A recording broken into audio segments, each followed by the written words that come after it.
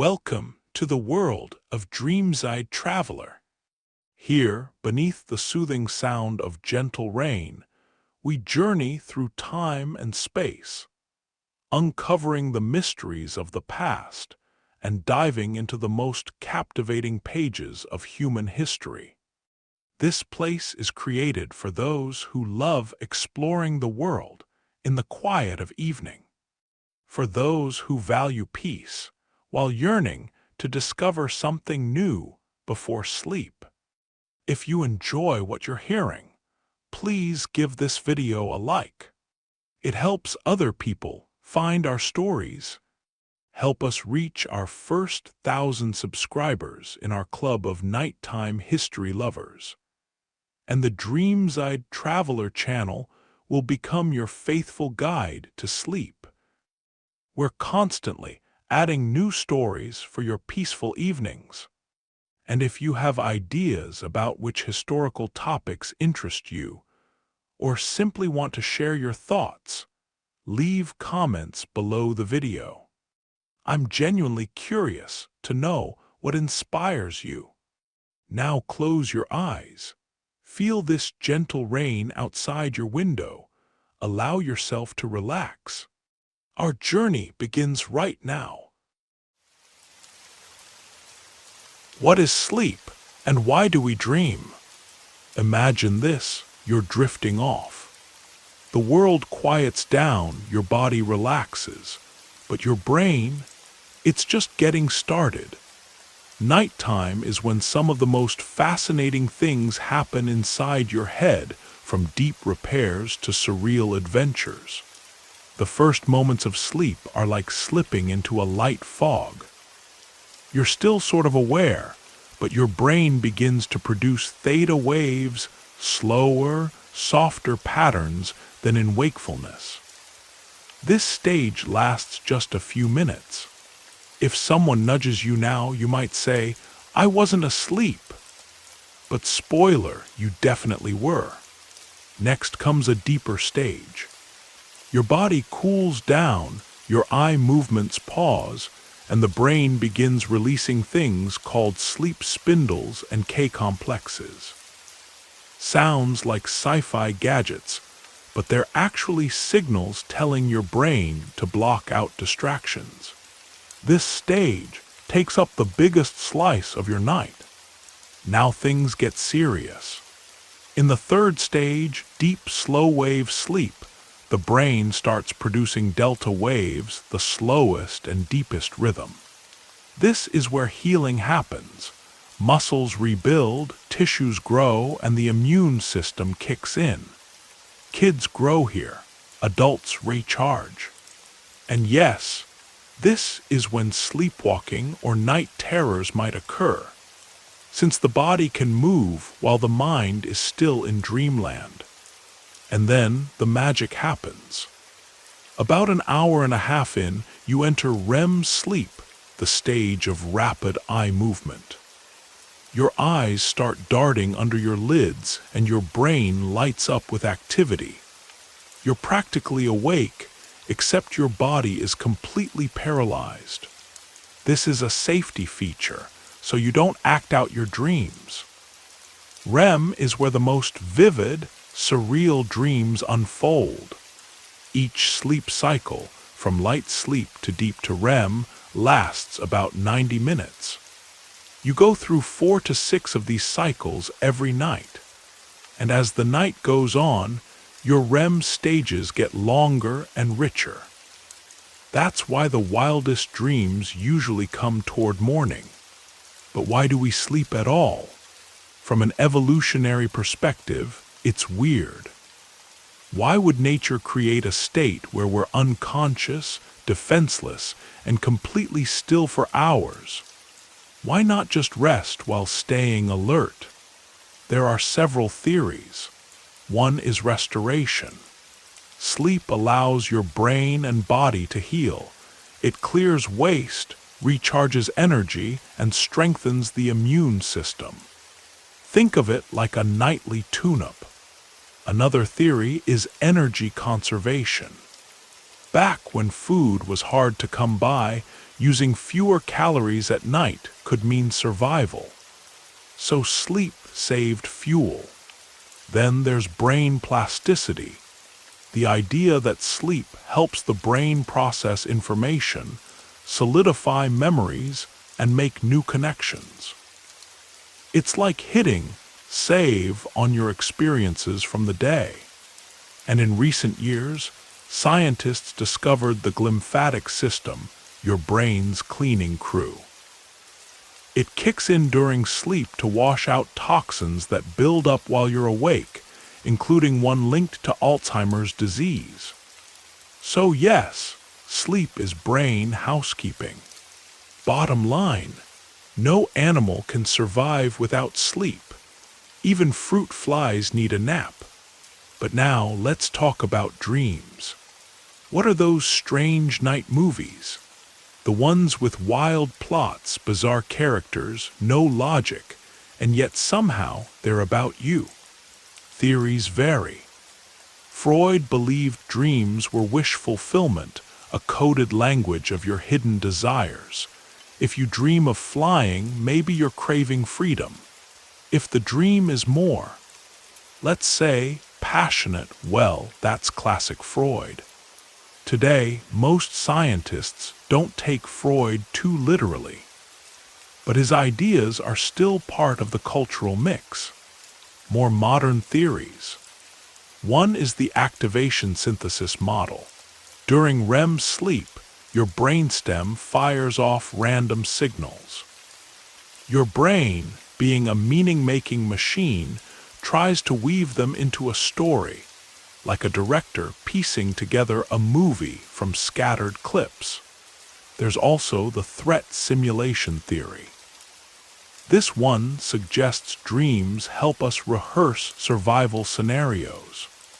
If you're being chased in a dream, maybe it's your brain practicing for danger without putting your body at risk. Memory processing is another big theory. Dreams might help your brain sort the emotional mess of the day.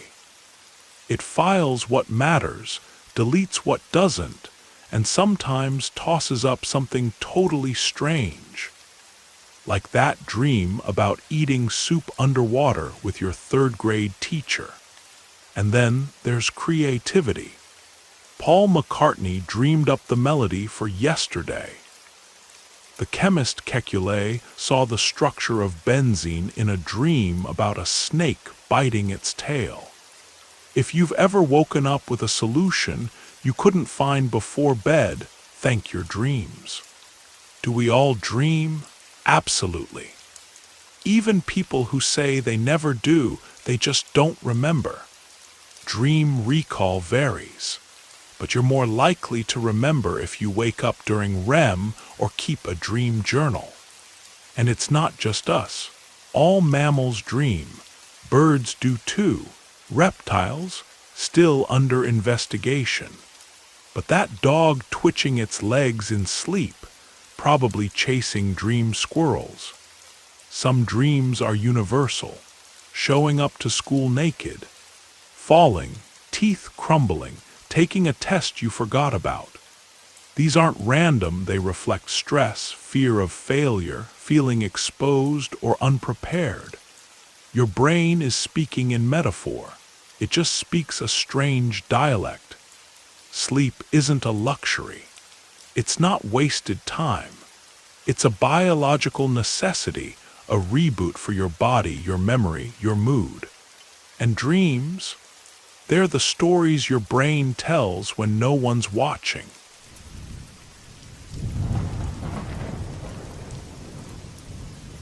Now, dear dreamer, let's lift the veil, just a little, and peer inside your sleeping brain. No need to panic, we're not cracking open any skulls.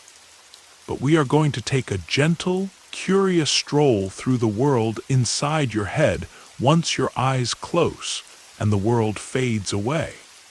You might imagine sleep as a kind of shutdown, a nightly power-off. But that's a myth. In truth, sleep is more like a software update, a full system recalibration. While your body rests beneath the blankets, your brain lights up in a choreography of patterns, sometimes calm, sometimes chaotic, but always with purpose. Sleep is not the absence of activity. It's a secret theater behind closed eyes.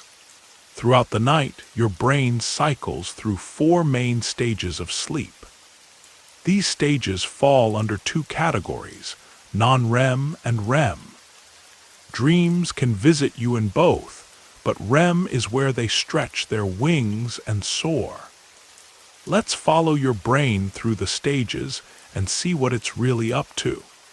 At the beginning of the night, you enter non-REM sleep. This is the maintenance mode. The rhythm slows. The waves in your brain become broad and deep. These are delta waves, slow but powerful. Your cerebral cortex, the outer layer of your brain responsible for thought and decision-making, begins to quiet down. But it's not asleep. Not really. It's organizing, repairing. During this time, your body rebuilds tissues, strengthens muscles, boosts immunity. The brain starts pruning connections you no longer need and consolidating memories, especially those tied to facts and experiences. This is when you hold onto what matters and release the mental clutter. There's also the cleansing. Cerebrospinal fluid flows more freely, washing through your brain like an internal tide. This is your glymphatic system at work, your brain's own janitor, sweeping out waste left by your daily thinking. While you drift peacefully, your brain gets busy, like librarians reshelving books in the dark. But it's in REM, rapid eye movement, that the real mystery begins. In this phase, your brainwaves look almost as active as when you're awake. REM sleep is where your most vivid dreams occur, but your brain becomes a paradox. One part, the prefrontal cortex, responsible for logic, self-awareness, and reason, begins to dim. Meanwhile, emotional and sensory centers go into overdrive. Let's take a quick stroll through the dream team. First up, the amygdala. This small almond-shaped region is the master of emotion. During REM, it's highly active, which explains why dreams are often saturated with feeling, joy, fear, nostalgia, heartbreak. Even the quietest dreams are rarely neutral. Your brain is painting in emotional colors. Next, the hippocampus, the archivist. It takes fragments of your recent experiences and weaves them into the narrative. Imagine your brain stitching together today's encounters with memories from years ago. That cafe you walked past at noon might suddenly appear as a ballroom in your dream, peopled by long-lost classmates or family members you haven't thought of in ages. Then there's the occipital lobe, the visual director. It lights up during REM, transforming ideas into scenes. That's why dreams often feel like movies, complete with settings, lighting, and sometimes surreal camera angles. Your inner eyes are wide open. And the prefrontal cortex? Well, it steps aside. That's why your dreams rarely make logical sense. You can float above the clouds or argue with a talking tree without questioning it. You're riding a bicycle on the moon while eating spaghetti with your childhood pet. And you just nod, because in the dream world, logic takes a break. The brainstem plays a quiet but critical role. It's the bouncer. It triggers REM paralysis, freezing your body during dreams so you don't act them out. Ever wake up and feel like you can't move? That's the lingering touch of REM paralysis. your brain keeping you safe from your own imagination. Behind all this is a delicate dance of chemicals. During REM, acetylcholine levels rise, enhancing the intensity and clarity of dreams. Meanwhile, serotonin and norepinephrine fall, lowering inhibition and sharpening emotion. Dopamine climbs, fueling imagination and emotional vividness. The result? Dreams that feel as real as life, and sometimes more intense. There's also something quietly extraordinary at work: the default mode network, or DMN. This inner circuit activates when you're daydreaming, reminiscing, or imagining. During REM, the DMN helps simulate social interactions, test out future scenarios, and revisit emotional moments. Even asleep, your brain is rehearsing life. But here's the beautiful mystery. For all we know about the dreaming brain, its circuits, waves, and chemicals, there's still so much we don't understand. Why do some dreams feel more real than waking life? Why do some people remember every dream while others wake to a blank slate?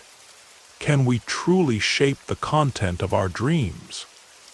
These questions float unanswered, inviting new science, new wonder. Researchers are experimenting: lucid dreaming, targeted memory reactivation, even attempts to engineer dreams. But the truth is, when your eyes close, your brain slips into one of the most active, complex states it can experience. Sleep is not absence, it's transformation.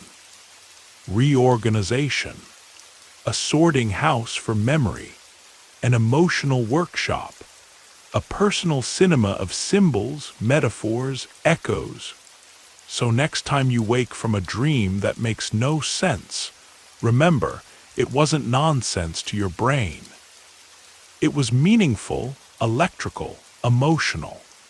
It was your story, coded, layered, and exquisitely weird.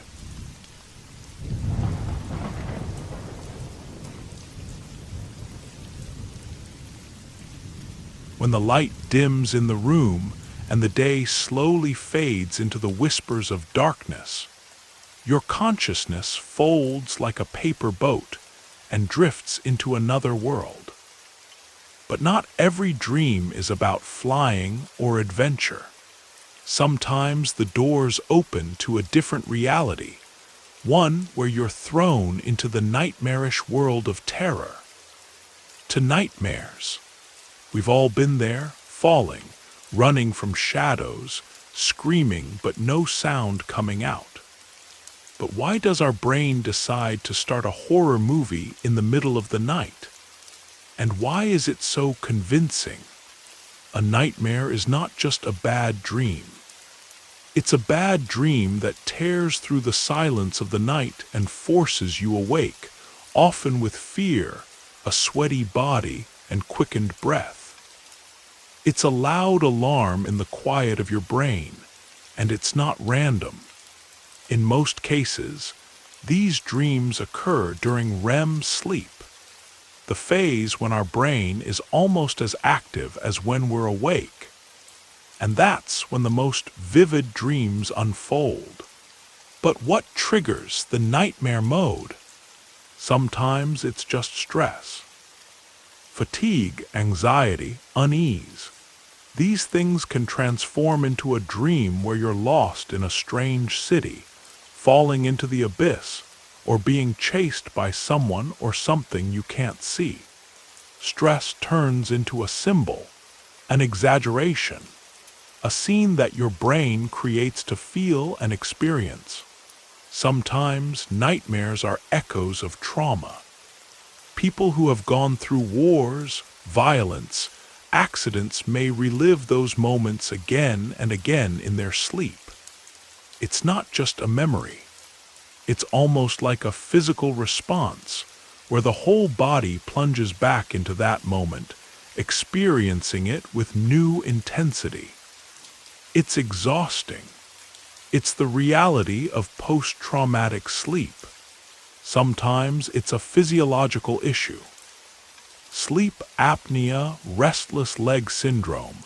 These conditions can disrupt sleep and trigger strange brain activity, which then turns into troubling dreams. And then there are medications. Some antidepressants, blood pressure meds, or even nicotine and alcohol withdrawal can affect REM sleep, making nightmares more frequent. All of these are doors to nightmares. Even a late-night heavy meal, pizza, chips, or chocolate, can rev up your brain, raise your body temperature, and activate the storm inside your mind during REM sleep. Yes, even food can change the script of your dreams. And now, the unexpected part. Maybe nightmares aren't just bad dreams after all. Maybe they're helpful. One evolutionary theory suggests that nightmares are mental rehearsals for dangerous situations. They're like fear-based simulations. The idea is that if your brain practices reacting to threats while you sleep, you'll be better prepared for real-life danger. Think of it as primal training wheels. Another theory is emotional regulation. You can't scream during the day, can't express all your worries in public, so your brain does it for you at night. A nightmare becomes, though crude, a way to release what's hurting. And sometimes it's not symbolic, not a metaphor. It's just a signal. A warning, stop, look at yourself. There's something you're ignoring. It could be emotional overload, unresolved conflict, or burnout. Recurrent nightmares often point to the same thing, one theme, one fear, one scene again and again. Like your brain can't change the record until you pay attention. By the way, don't confuse nightmares with night terrors. Nightmares are about emotion, imagination. You wake up and remember them. Night terrors happen during deep non-REM sleep, typically in children. They might scream, thrash, or appear terrified, but they often don't fully wake up or recall anything. Night terrors are more about the body's fear response, while nightmares are mental and emotional. Can you do anything to reduce nightmares? Yes, there are strategies. Start with simple sleep hygiene. Go to bed and wake up at the same time every day. Keep your room cool and dark. No screens before bed. Your brain needs a soft landing, not a rave. Breathing exercises, journaling, even therapy can help your waking brain manage emotions, so your dreaming brain doesn't have to scream about them. There's even a technique, image rehearsal. You take your nightmare, change the ending, and mentally rehearse a new, less scary version during the day. It's surprisingly effective. And watch what stimulates you. Caffeine, nicotine, alcohol, they mess with your sleep architecture and spike nightmare frequency. Medication is a last resort for people with PTSD or severe nightmare disorders. Certain medications like prazosin have been used to reduce nightmares, but only under medical supervision.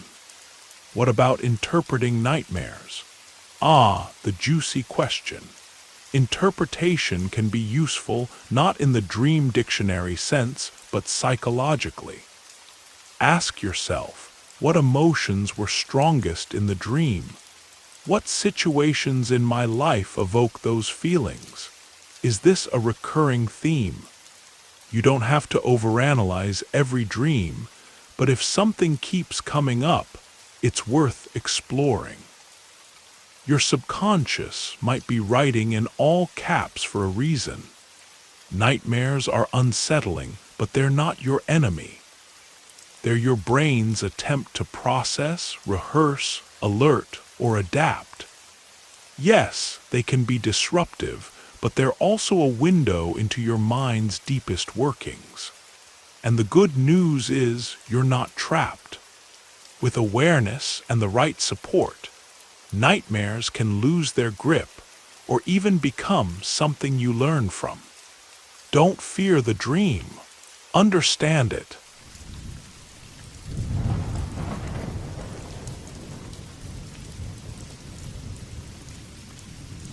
Imagine falling asleep and slowly realizing that you're dreaming.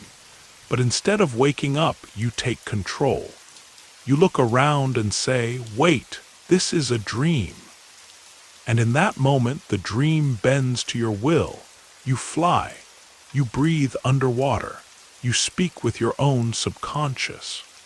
This is lucid dreaming, a rare moment when your mind becomes both the storyteller and the listener, where you're the player and the game designer, where the laws of reality become suggestions. Lucid dreaming feels like science fiction, but it's very real and science agrees. In sleep labs around the world, researchers have observed lucid dreamers signaling with their eyes while still fully asleep. How? Before falling asleep, they agree on eye movement codes like look left, right, left, and then do exactly that inside the dream. So yes, they're in there, and they know it. But how does the brain even allow this? Normally, during REM sleep, that's the stage when we dream the most. The part of the brain that handles logic and self-awareness takes a nap. That's why dreams often feel weird and uncontrollable. But during a lucid dream, something strange happens. That logical part, the prefrontal cortex, switches back on. Just a little, enough for you to know, this isn't real, but I'm still here. Scientists call this state hybrid consciousness, part dreaming, part waking.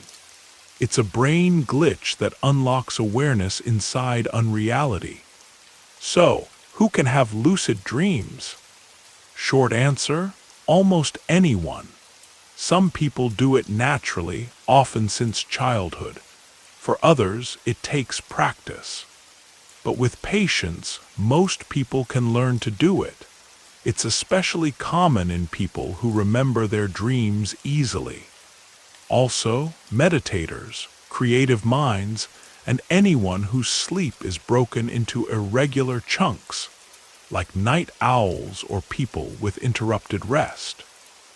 But even if none of that sounds like you, you can still train for lucidity. Here's how. First, write down your dreams every morning. Don't worry if they're blurry or incomplete, just capture what you can. Over time, you'll start to notice patterns. That's step one. Next, question your reality. Ask yourself during the day, am I dreaming right now? Try simple tests like pressing your finger into your palm. In real life, nothing happens. In a dream, it might pass through. Look at a clock. If the numbers shift or melt, it's a dream. These habits can sneak into your dreams, helping you wake up inside them. Now, for some actual techniques. There's one called the mnemonic method. Before sleep, repeat to yourself, next time I'm dreaming, I will realize I'm dreaming. Say it like a spell. Picture yourself in a recent dream and imagine becoming lucid. This primes your mind to catch the dream when it returns. Another powerful method is called wake back to bed. Here's how it works. You sleep for about 5 or 6 hours. Then you wake up, stay up for maybe 20 to 30 minutes, just enough to activate your mind. Then you go back to sleep, carrying the intention of lucidity. This technique often leads straight into lucid dreams. Because your REM cycles are longer and more vivid later in the night. And then there's the wild method, wake-initiated lucid dreaming. It's advanced. You stay mentally awake as your body falls asleep. You watch yourself cross the border. Sometimes you feel strange sensations, buzzing, floating, a sense of paralysis. It can be scary at first, but if you stay calm, you can step straight into a dream fully lucid, without ever losing awareness. But lucid dreaming isn't just a cool trick. It has real uses. For starters, nightmares. In a lucid dream, if something terrifying shows up, you can face it. Ask it why it's there, or turn it into something harmless. Many people report that doing this even helps with nightmares in waking life. Some athletes and performers use lucid dreams to practice their skills. The brain, surprisingly, reacts to dream practice almost like physical practice. Musicians rehearse. Dancers move. It's all happening inside the mind, but the benefits are real. And then there's the creative power. Some people write songs in their dreams. Others design buildings, solve puzzles, or speak with characters that represent parts of themselves. A lucid dream is like direct access to your imagination, unfiltered, raw, and infinite. Many dreamers even describe deep moments of insight, emotional healing, personal growth. They say lucid dreaming isn't just about control, it's about listening, exploring inner landscapes, meeting forgotten memories, asking big questions. Is it always safe? For most people, yes. But there are a few things to watch out for. If you're constantly waking yourself to record dreams or try lucid techniques, your sleep quality might suffer. Also, techniques like wild dreaming can sometimes trigger sleep paralysis. That's when your mind wakes up, but your body doesn't. It's harmless but can feel scary. Finally, getting too excited inside a lucid dream can actually wake you up. The trick is to stay cool, curious, like a dream spy in a tuxedo. And know, despite what internet stories say, you cannot get stuck in a dream. You will always wake up. Lucid dreaming used to belong to mystics, Tibetan monks practicing dream yoga, shamans exploring spirit worlds. Today, it's a serious field of research. Neuroscientists are studying it to understand consciousness itself, and labs are even trying to influence dreams, using sound, light, or memory cues. In one experiment, researchers asked lucid dreamers yes or no questions, and the dreamers blinked out answers with their eyes. The dream world is not as locked as we once thought. Lucid dreaming is a rare chance, a way to step through the mirror into your own mind, to observe your subconscious while it dances. It takes time, patience, a little bit of magic, but when it happens, it changes the way you see sleep and maybe the way you see yourself. So tonight, when you lay down, ask yourself, what if this is the dream? Look at your hands, read a sentence, jump a little, and if you start to fly, just smile and keep going.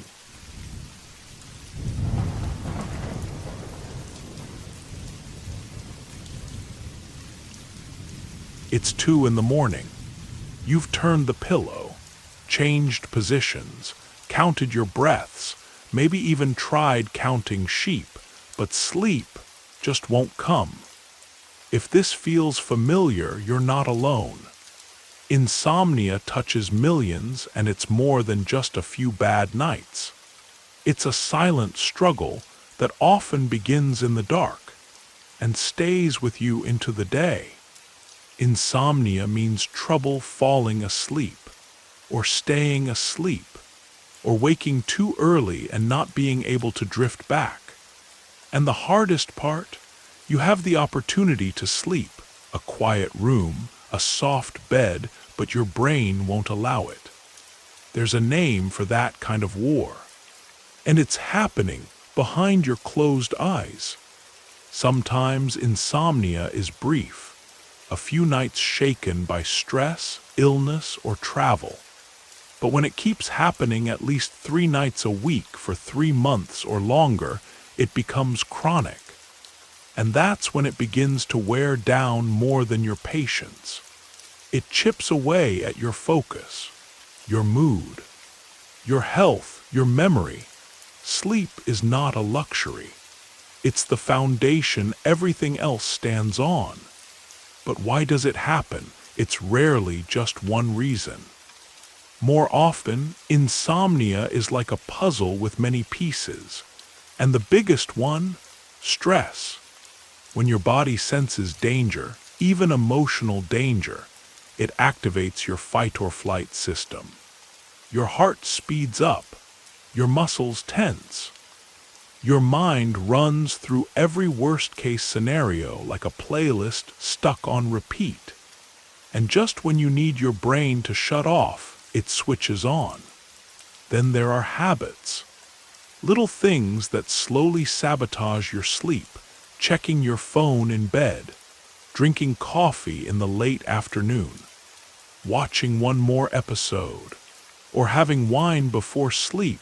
It might make you drowsy, but it fragments your deep rest. Mental health plays a role too. Anxiety, depression, trauma, chronic pain, hormonal changes.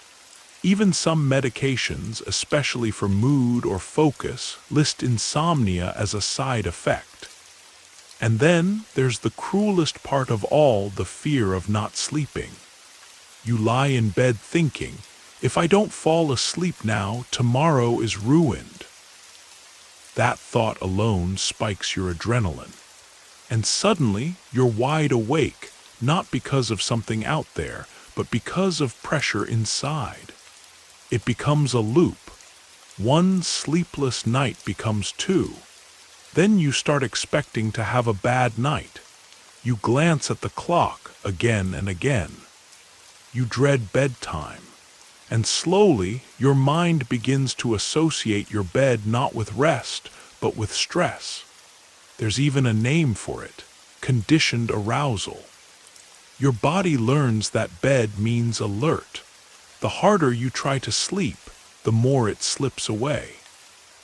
It's like trying to fall asleep during a job interview, impossible, no matter how tired you are. And unfortunately, a few common myths make it worse. Ever heard that everyone needs exactly 8 hours? Not true. Some people thrive on 6.5. Others need 9.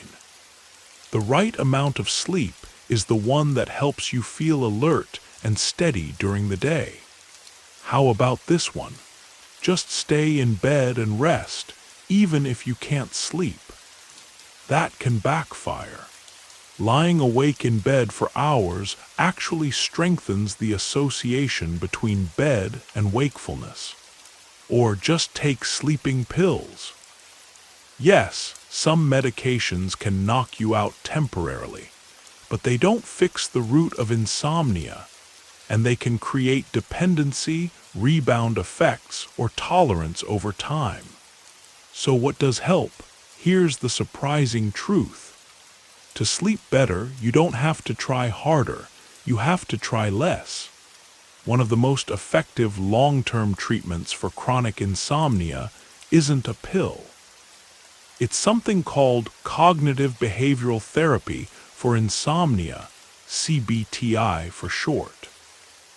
It's a structured, evidence-based approach that teaches your brain how to sleep again. Not by force, but by resetting its associations expectations, and rhythms. It starts with the mind. CBTI helps you spot those racing thoughts that say, "I'm ruining everything if I don't sleep." And it teaches you how to challenge them, not by pretending everything's fine, but by making space for calm, non-judging awareness.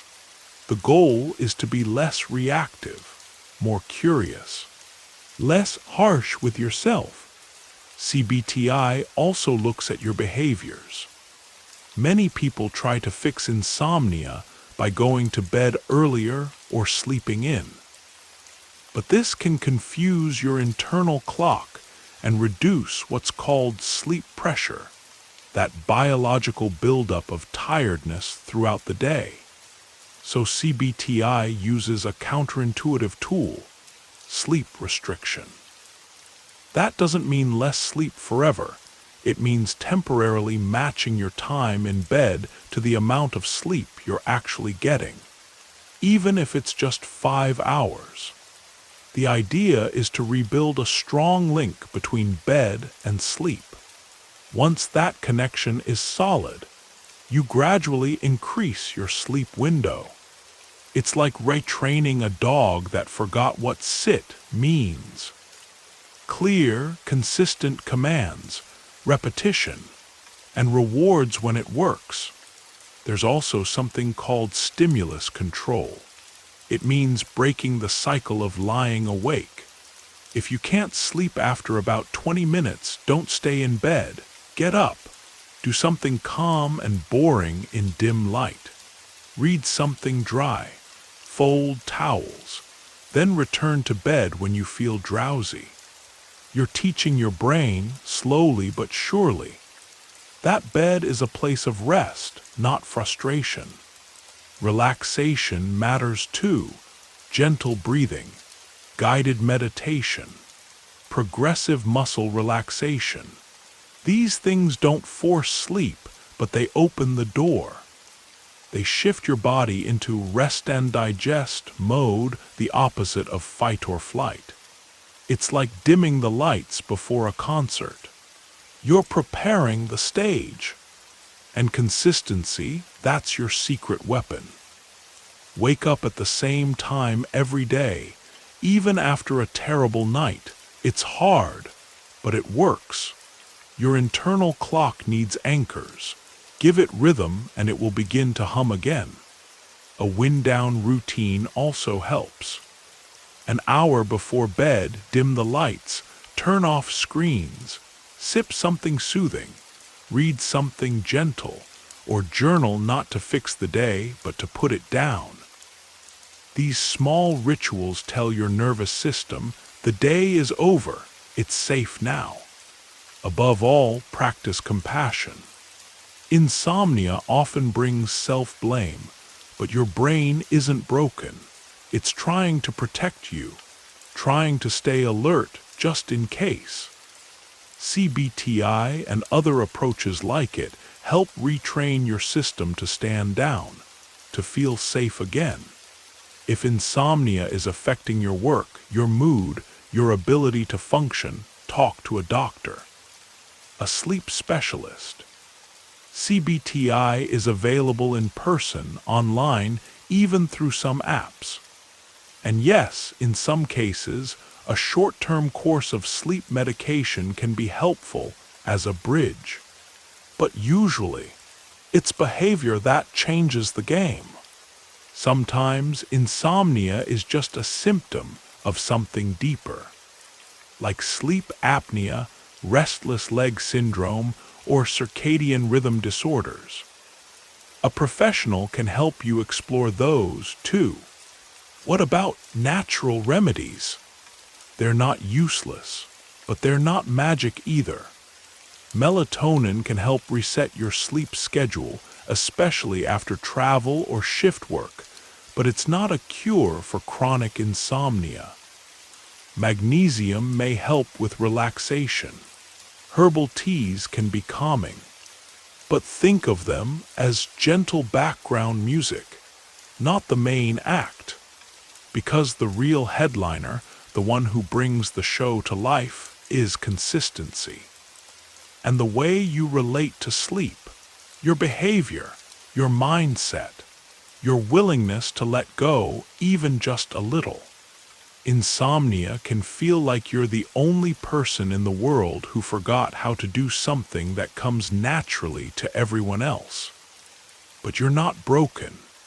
You're just stuck in a loop, and that loop can be untangled. Not overnight, but step by step. The goal isn't to force sleep.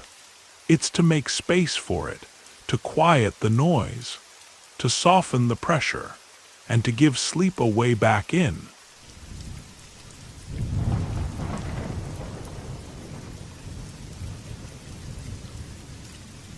It starts in the dark. You open your eyes, but something feels off. You're awake, or at least you think you are. You can see the room, the shape of your door, maybe a shadow on the wall, but when you try to move, nothing happens. Your arms won't respond. Your chest feels heavy. And then, worse, you sense something else. Something in the room with you. Watching, waiting, sitting right on top of you. You try to scream, but no sound comes out. You're trapped. If this sounds familiar, you've likely experienced sleep paralysis. One of the most bizarre and terrifying sleep phenomena we know of. And even though it feels supernatural, it's deeply rooted in how the brain and body manage the delicate shift between sleep and waking. So, what exactly is happening? Sleep paralysis is when your mind wakes up before your body does. For a few seconds, sometimes up to a couple of minutes, you're caught in between.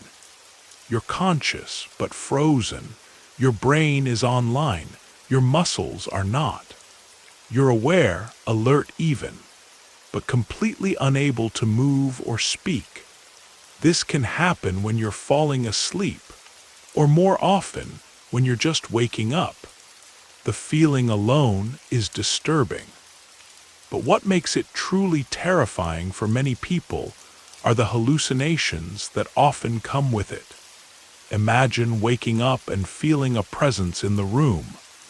Not just a vague sense, but a real, visceral certainty that something is there. You might hear footsteps, breathing, whispering.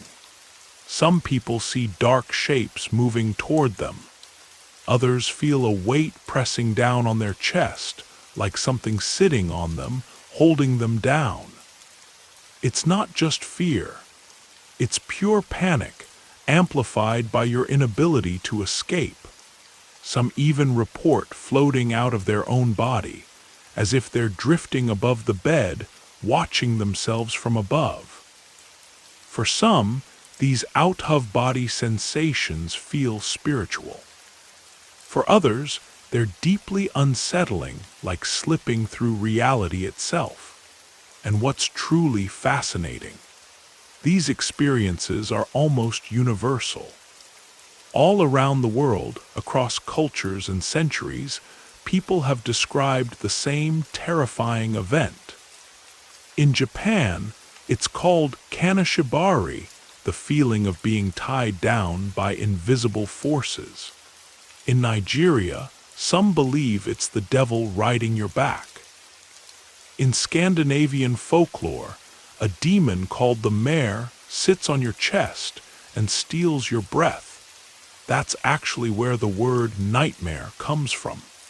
Even some early alien abduction stories in the United States sound exactly like sleep paralysis. So why does the same story appear everywhere? Because the biology behind it is the same. During the phase of sleep called REM, short for rapid eye movement, your brain is highly active. That's when most dreaming happens. To keep you from acting out your dreams and hurting yourself, your brain switches off your muscle control. This is normal. It's called REM paralysis, a safety feature. But sometimes that paralysis doesn't turn off right away. Your brain wakes up enough to see, to think, to feel fear, but your body is still stuck in that dreaming state. That's when the confusion begins. And because your brain is built to explain everything, especially threats, it fills in the blanks. You can't move, your chest is tight, you feel vulnerable, so the brain says, something attacking me. And your imagination, still partially dreaming, paints the picture. Sleep paralysis is basically a glitch between consciousness and sleep. Not a demon, not a ghost, just a temporary misfire in a beautifully complex system. But who experiences it? The truth is anyone can. Most people will go through it at least once in their life. For some, it happens a few times a year. For others, it's regular, even weekly. There are certain risk factors that increase the chance of having it. Not getting enough sleep, an irregular sleep schedule, traveling across time zones, working night shifts, or sleeping on your back. High stress, anxiety, and other sleep disorders like narcolepsy can also make it more likely. People who dream vividly or have lucid dreams tend to experience sleep paralysis more often, simply because the border between dreaming and waking is thinner for them. So what can you do? First and most important, know that it's not dangerous. It's not hurting your brain, it's not a sign of something evil, and it will always pass. Still, there are ways to make it happen less often. Start by creating regular sleep habits. Go to bed and wake up at the same time every day, even on weekends. This helps your brain keep a steady rhythm and reduces sudden interruptions to REM sleep. Avoid caffeine and nicotine late in the day. Cut back on alcohol, especially at night. And if you can, try not to sleep flat on your back. That position tends to bring on more episodes, possibly because of the way gravity affects your breathing and muscle tension. If you feel an episode coming on, maybe you're half asleep and sensing the paralysis, focus on small movements. Try wiggling a finger, a toe, or take slow, controlled breaths. These tiny actions can break the paralysis and bring you fully awake. Some people also try to reframe the experience. Instead of fighting the fear, they remind themselves, "This is just my brain waking up wrong. It will pass."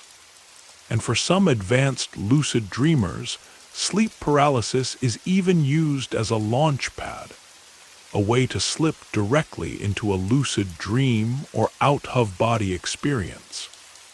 That takes practice and a very calm mind, but it's a reminder that even something scary can be transformed. In the end, sleep paralysis is a momentary hiccup in the transition between sleep and wakefulness. A reminder that consciousness is not a switch, it's a dial. And sometimes that dial gets stuck in between stations. It's terrifying, yes, but also fascinating. And once you understand it, once you name it, the darkness starts to lose some of its power.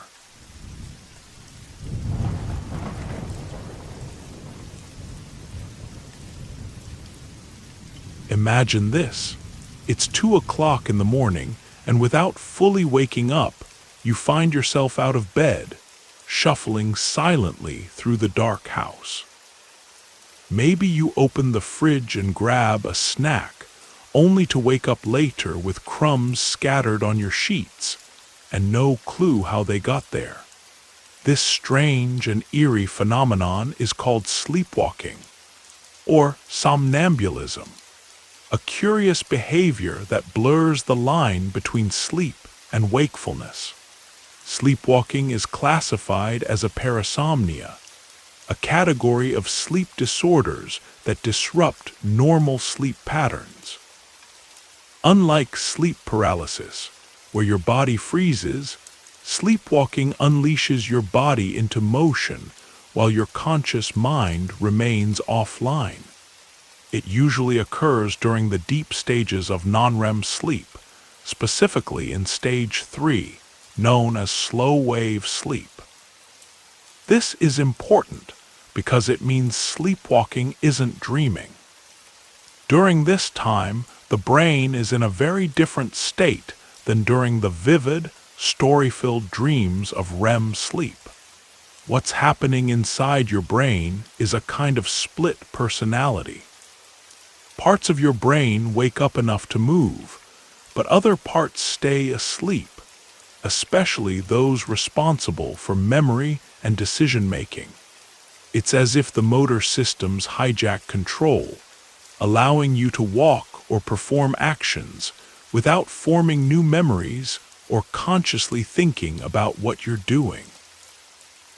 Imagine a computer that wakes up from sleep mode just enough to run a background task, but without you logging in.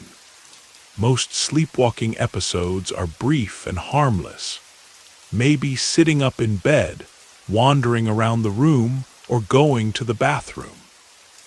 But sometimes, sleepwalkers carry out more complex and potentially risky behaviors like preparing food, moving furniture, trying to leave the house, or even driving a car. Though their eyes are usually open, they have a glazed, unfocused look, and waking them can be difficult. If they do wake up, confusion and disorientation often follow, and memory of the event is typically absent. Sleepwalking is most common in children between the ages of 4 and 12, a phase when the brain is still maturing. Most children outgrow it naturally, but in adults, sleepwalking tends to be more persistent and is often linked to other health issues. Several factors increase the risk: sleep deprivation, stress or anxiety, fever, especially in kids, alcohol or sedative use, certain medications, and other sleep disorders like sleep apnea or restless leg syndrome. There's also a genetic component.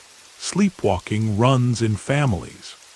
It's estimated that about 1 in 3 people sleepwalk at least once in their lives, while around 1 to 2% of adults experience it regularly.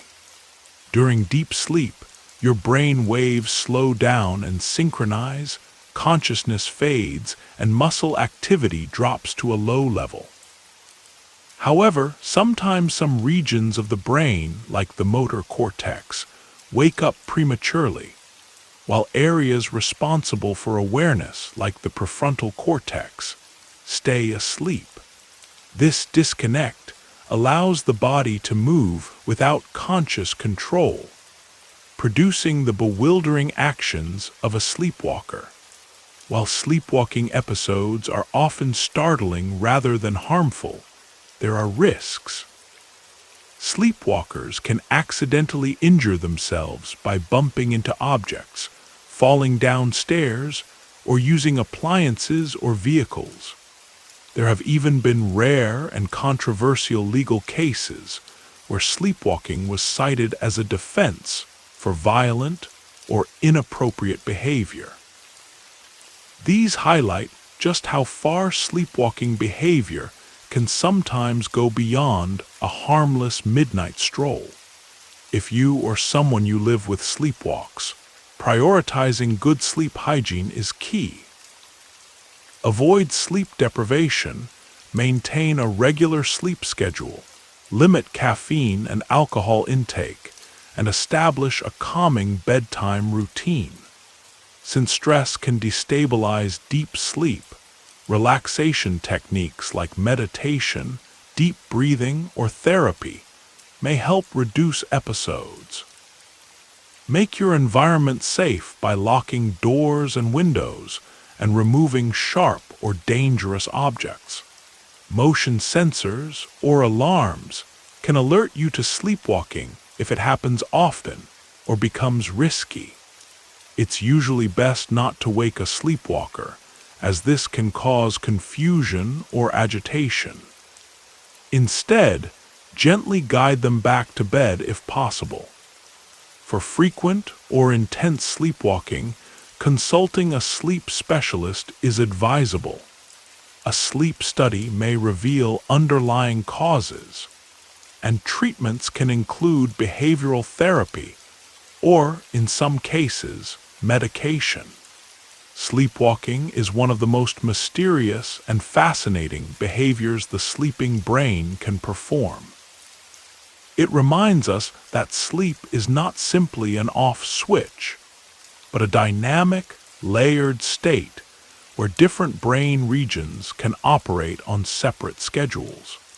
Whether it's a child quietly wandering a hallway or an adult making toast at 2 in the morning without remembering it, sleepwalking is both eerie and strangely poetic, a part of sleep that just can't seem to stay still.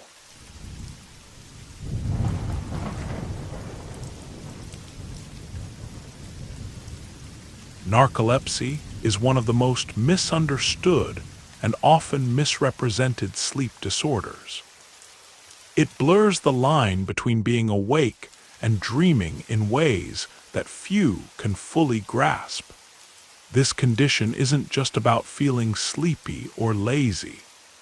It's a chronic neurological disorder that changes how the brain controls sleep and wakefulness. For those living with it, every day is a delicate balance between trying to stay in control and surrendering to overwhelming sleepiness. Many people have seen narcolepsy portrayed in movies or jokes. Someone suddenly falling asleep in the middle of talking or face planting into their food. But the reality is much more complex.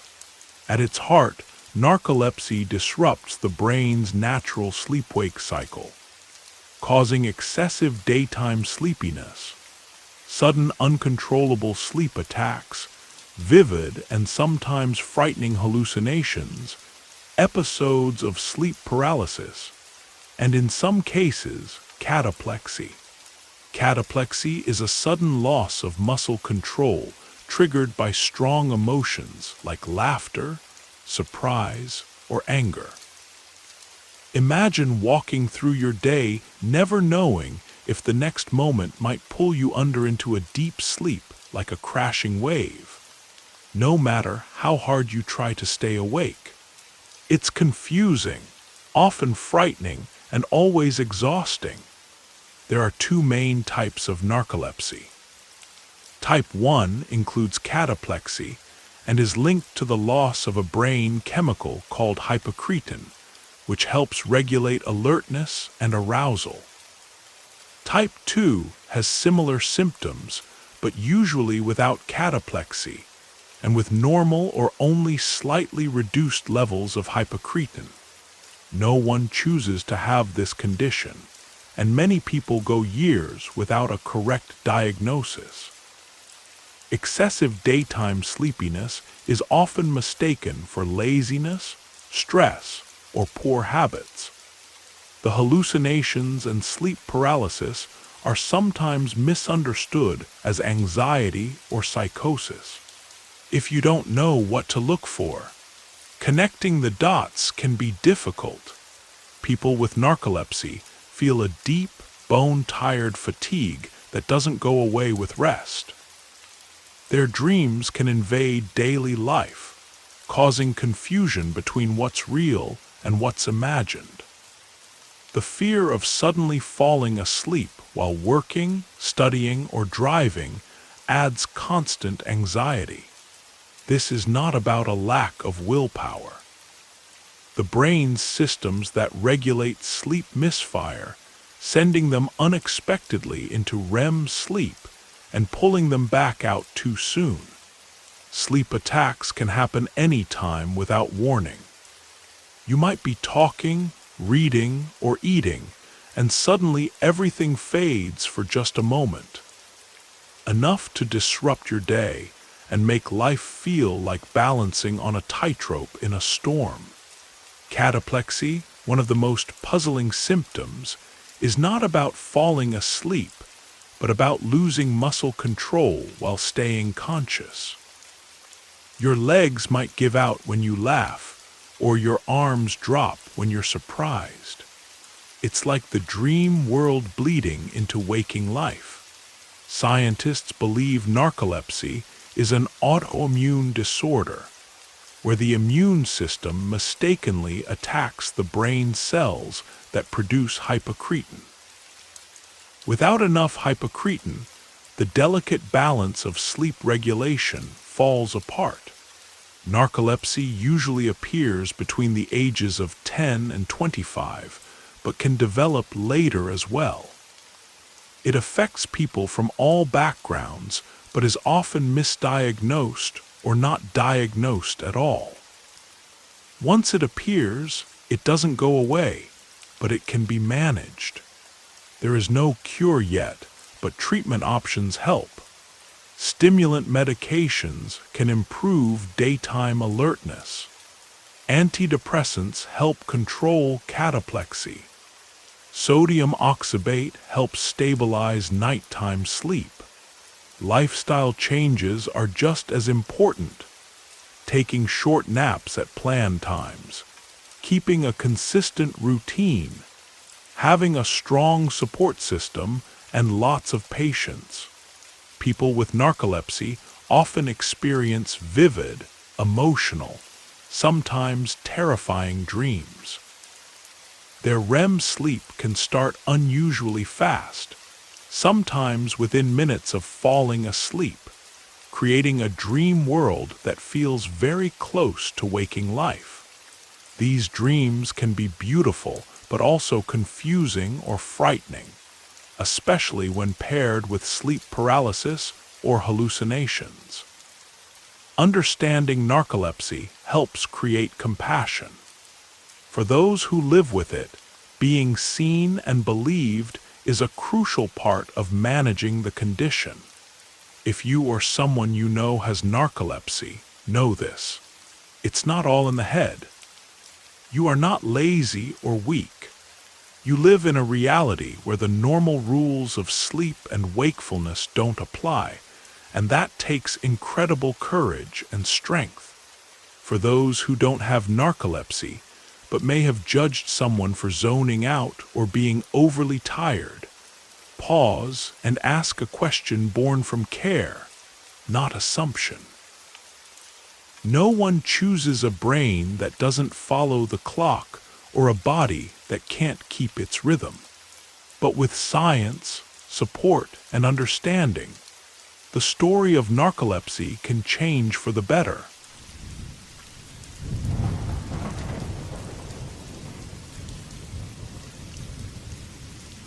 Imagine walking into a room, hearing a voice or glancing at a pattern on the wall, and suddenly your stomach flips. You feel like you have been here before, not just a vague similarity, but this exact moment down to the smallest detail. You know what's going to happen next, even if only for a brief second. That strange, fleeting feeling is called deja vu. The term means already seen in French, and it describes that eerie sensation when something in the present feels like a perfect replay of a past moment, though your conscious mind insists you've never experienced it before. Deja vu isn't just a quirky brain hiccup, it's surprisingly common.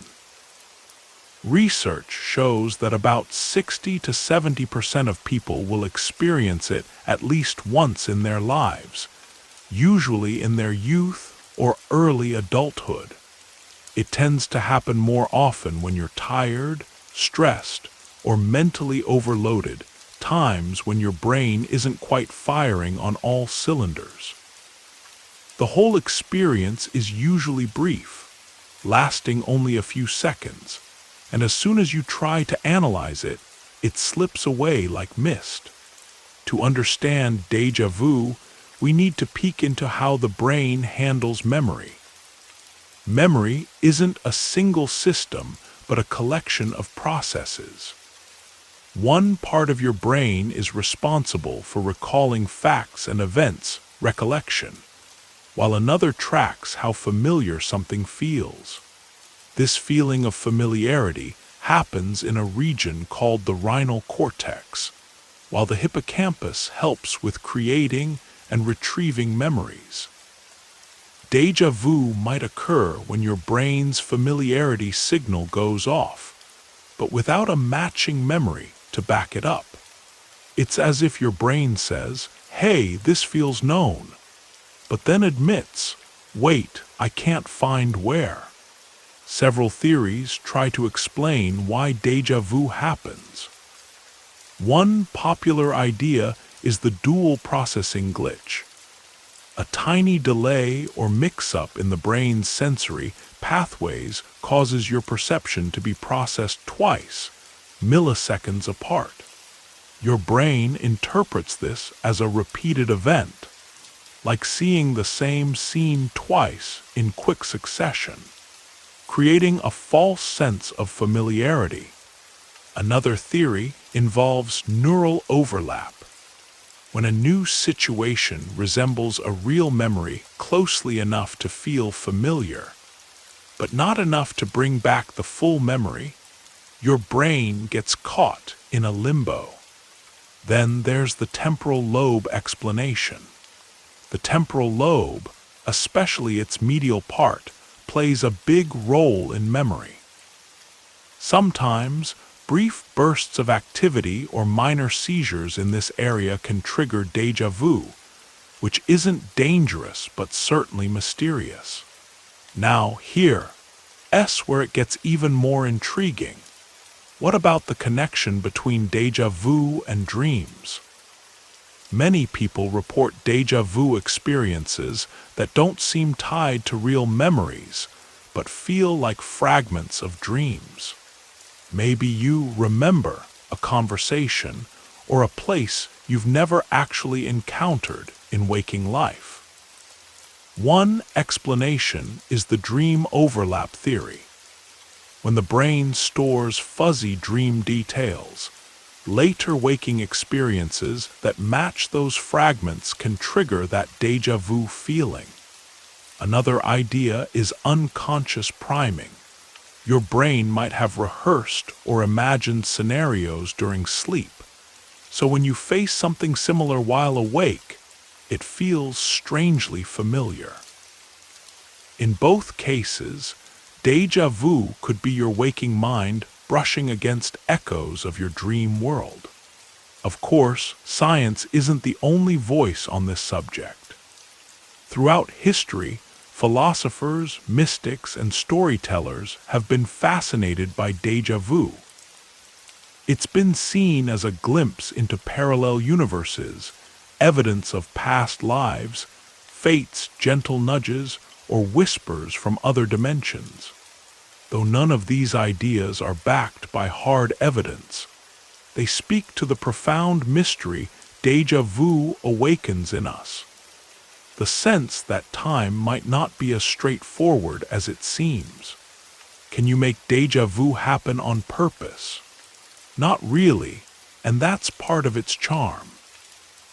Researchers have tried to trigger it in labs using virtual reality and carefully designed scenes that confuse memory, with some small successes, but there's no formula to call it up at will. Interestingly, people who are more imaginative or who daydream often report experiencing deja vu more frequently, suggesting their minds blur the lines between memory and imagination. Deja vu doesn't last long and doesn't provide answers, but in those brief moments it offers something rare, a deep feeling of mystery, a subtle crack in the fabric of ordinary time. Maybe it's just a brain glitch, maybe a dream's whisper, or maybe a bit of both. Whatever it is, deja vu reminds us that consciousness is a wild, strange journey, and sometimes, for reasons we can't fully explain, it loops back on itself.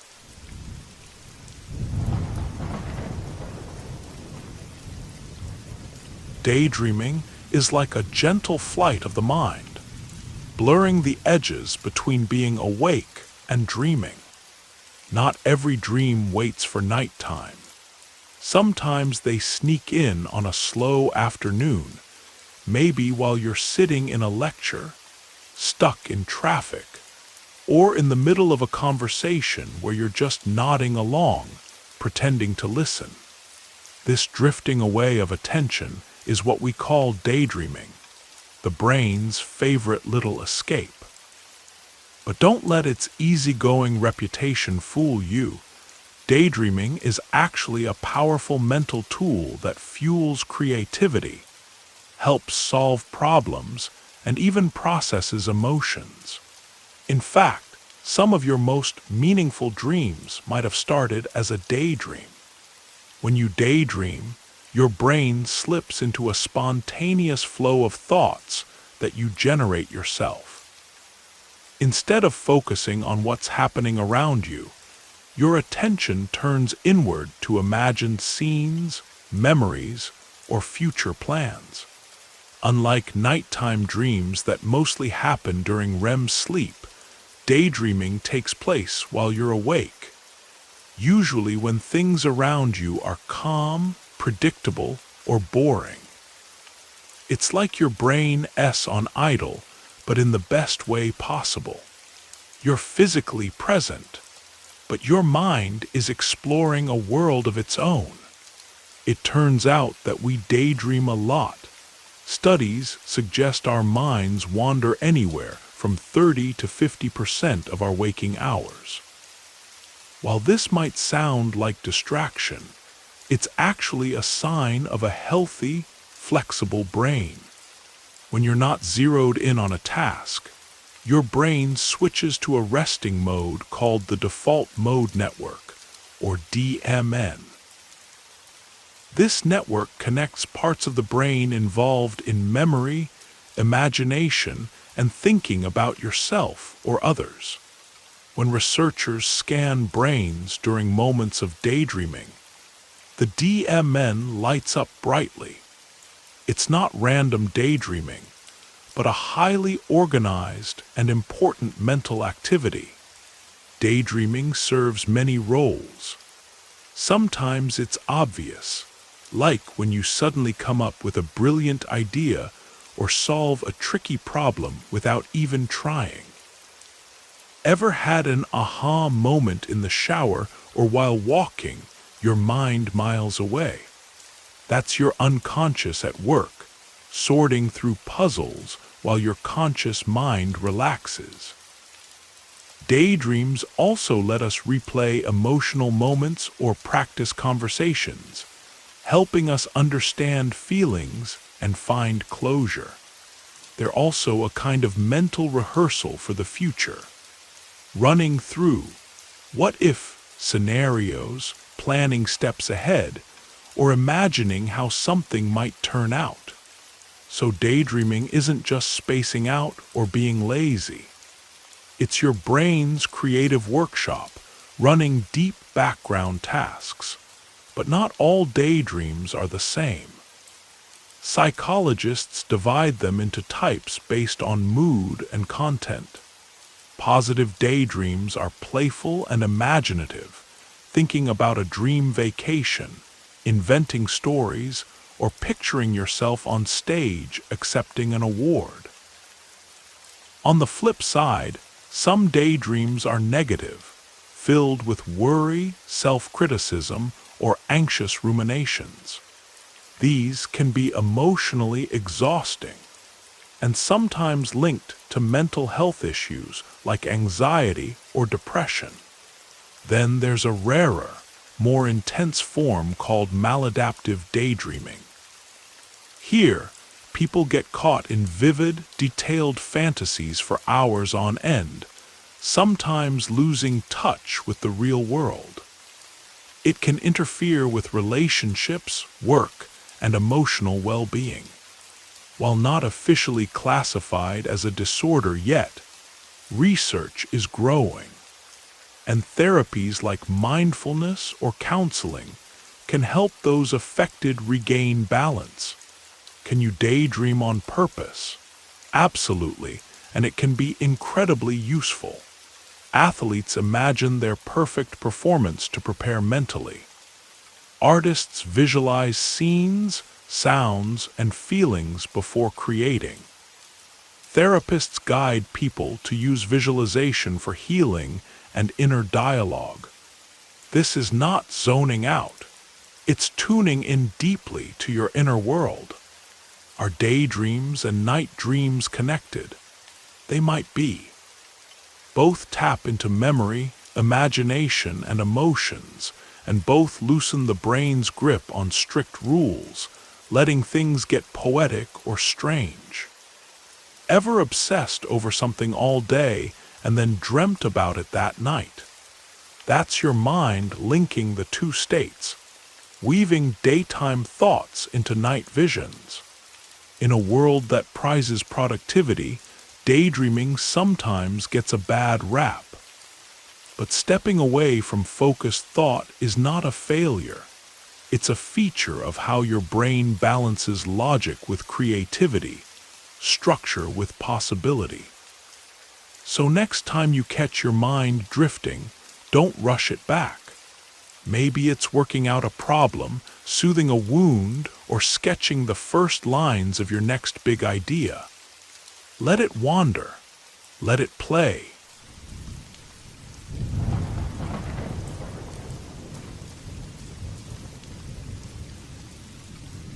Hallucinations happen when the mind bends the rules of reality and creates vivid experiences without any outside input.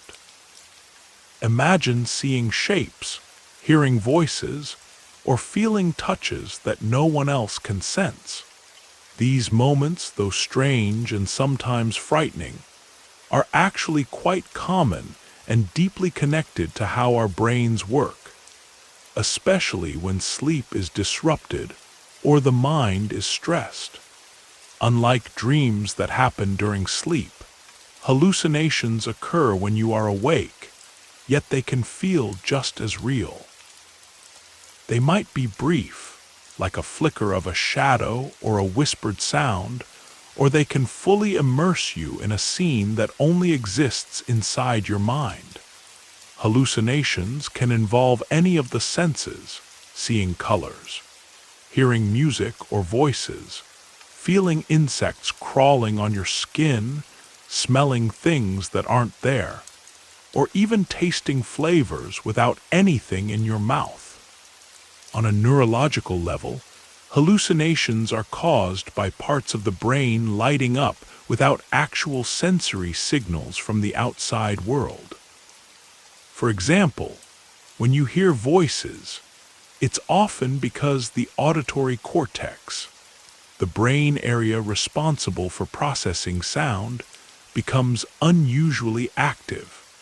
Similarly, visual hallucinations engage the visual cortex.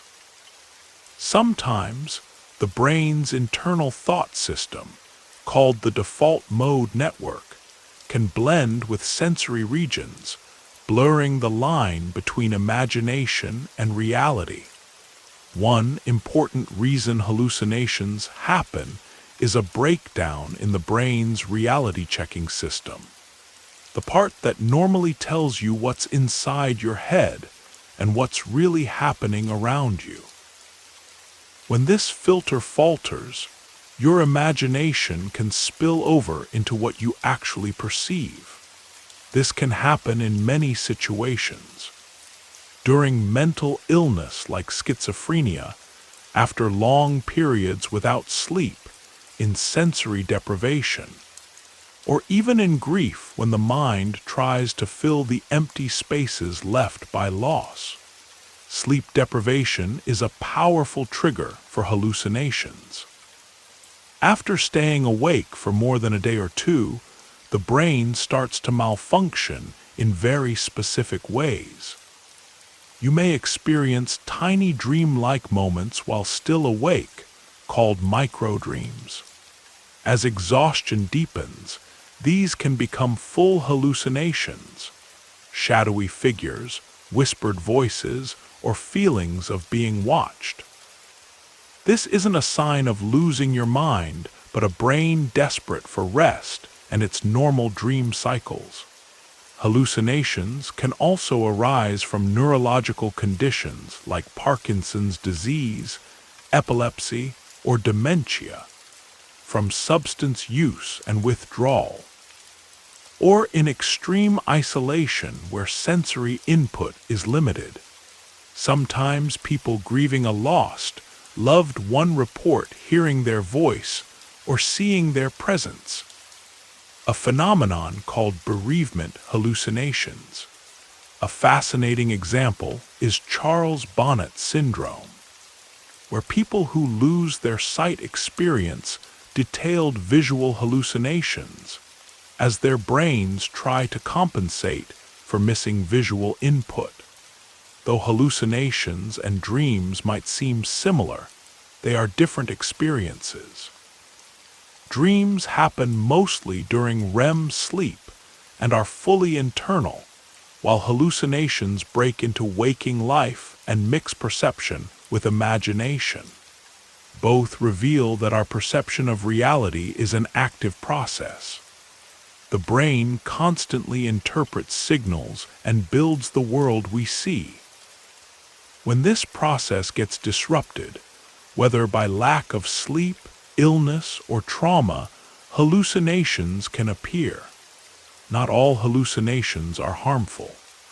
Some are neutral or even comforting, like hearing a deceased loved one's voice or having inspiring visions. Many artists and musicians describe hallucination-like experiences that spark creativity. In some cultures, altered states involving hallucinations are viewed as sacred, part of healing or spiritual journeys. The meaning we give these experiences and how we relate to them plays a big role in whether they distress us or help us. If hallucinations are frequent, disturbing, or interfere with daily life, it's important to seek professional help. You are not alone, and treatment can make a difference. These experiences remind us that the boundary between imagination and reality is delicate. Our brains don't just record the world like cameras. They tell stories, sometimes getting carried away. Taking care of your mind by getting enough sleep, managing stress, and nurturing your mental health helps keep perception steady. When sleep is strong, our sense of reality holds firm. But when sleep frays, the stories our brains tell can become strange and vivid. So rest well, listen to your mind, and let it dream. But also know when to seek support.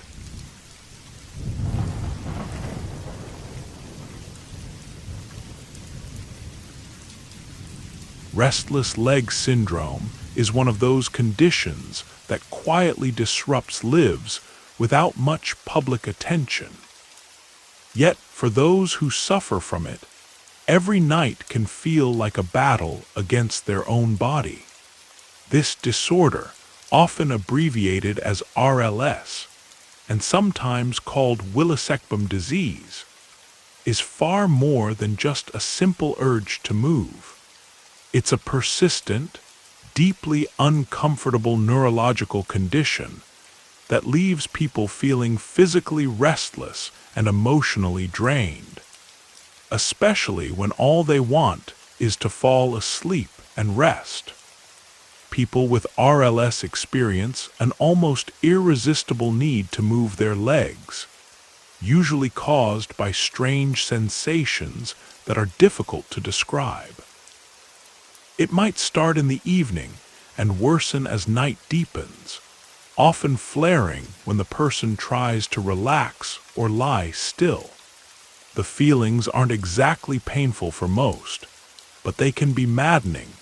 Tingling, buzzing, itching, crawling, or a heavy pressure that keeps creeping back the moment movement stops. To soothe these sensations, sufferers pace the floor, stretch, kick off blankets, or shift their position repeatedly. But the relief is only temporary. As soon as they stop, the discomfort returns, sometimes lasting for hours and stealing precious sleep and peace of mind. Restless leg syndrome affects millions worldwide. Up to 1 in 10 people may experience it to some degree. Though it can strike at any age, it becomes more common as people grow older. For many, it appears sporadically, but others face it nightly for years, often going undiagnosed because the symptoms are hard to explain. Saying, "My legs won't settle," doesn't always get the understanding it deserves, and RLS can easily be mistaken for anxiety, nervousness, or a mere habit of fidgeting. Scientists now understand that RLS is linked to problems in the brain's dopamine system. Dopamine is a crucial chemical messenger that helps control muscle movements. When the brain doesn't produce enough dopamine or can't use it properly, signals to the muscles become confused, causing involuntary urges to move. Iron is also deeply involved because it is essential for dopamine production. Intriguingly, many people with RLS have normal iron levels in their blood tests, but low iron stored in the brain itself. A subtle imbalance that seriously disrupts sleep and leg sensations. There are many factors that can trigger or worsen RLS. Pregnancy, especially in the last trimester, often brings it on.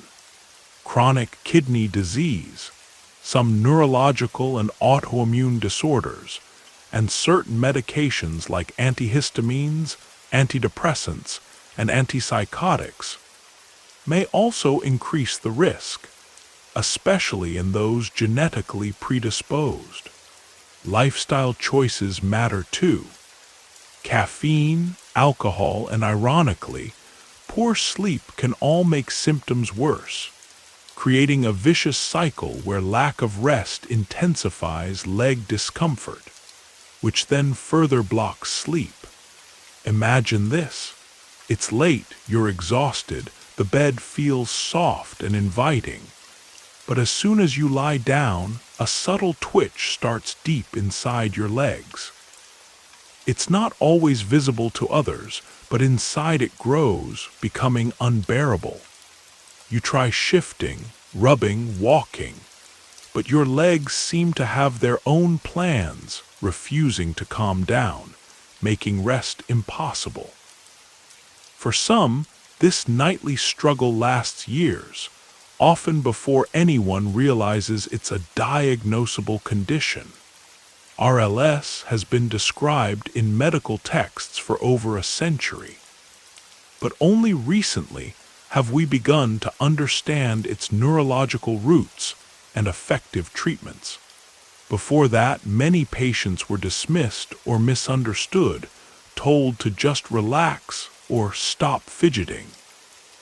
Yet, this is no question of willpower. It's about how the nervous system is wired. The first crucial step for anyone suspecting they have RLS is to seek professional help. A sleep specialist or neurologist can assess symptoms, family history, and run specific tests, including measuring ferritin, which indicates iron storage in the body and brain. Because iron levels in blood may appear normal, testing ferritin specifically helps uncover hidden deficiencies. Supplements might be recommended, but caution is important since too much iron can be harmful. For persistent cases, doctors may prescribe medications that mimic dopamine to smooth out brain signals or use anticonvulsants to calm nerve activity. However, treatment is often a process of trial and error, as some patients experience augmentation, where symptoms start earlier or spread. Beyond medicine, lifestyle changes play a vital role. Good sleep habits, like going to bed and waking up at the same time, avoiding caffeine or alcohol before bedtime, and keeping a cool, quiet sleep environment can ease symptoms. Regular exercise, especially gentle walking and stretching during the day, helps many sufferers. Some find relief in massages, warm baths, cold packs, or vibrating pads. Even small adjustments, such as raising the foot of the bed, might make a difference. Most importantly, people with RLS need understanding and validation. It's not just a habit or anxiety. It's a neurological condition that demands empathy. Learning to recognize triggers, tracking symptom patterns, and building a toolkit of coping strategies empower those with RLS to reclaim some peace. If you've ever felt like your legs won't let you rest just when you need it most, you're not imagining it, and you're definitely not alone. There is help, there are ways to manage, and yes, there is hope for better, more peaceful nights.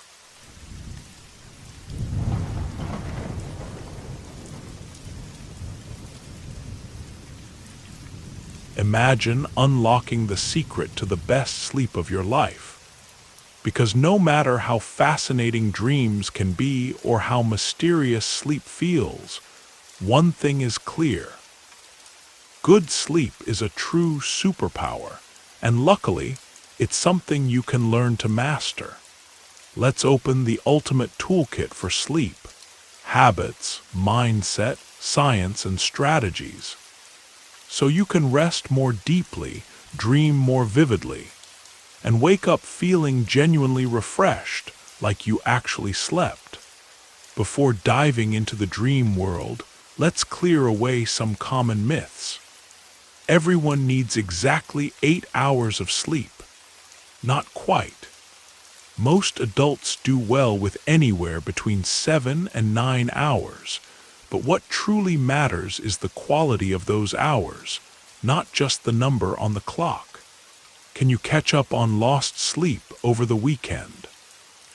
The truth is, while extra rest helps, it can't completely undo the wear and tear from long-term sleep debt on your brain and body.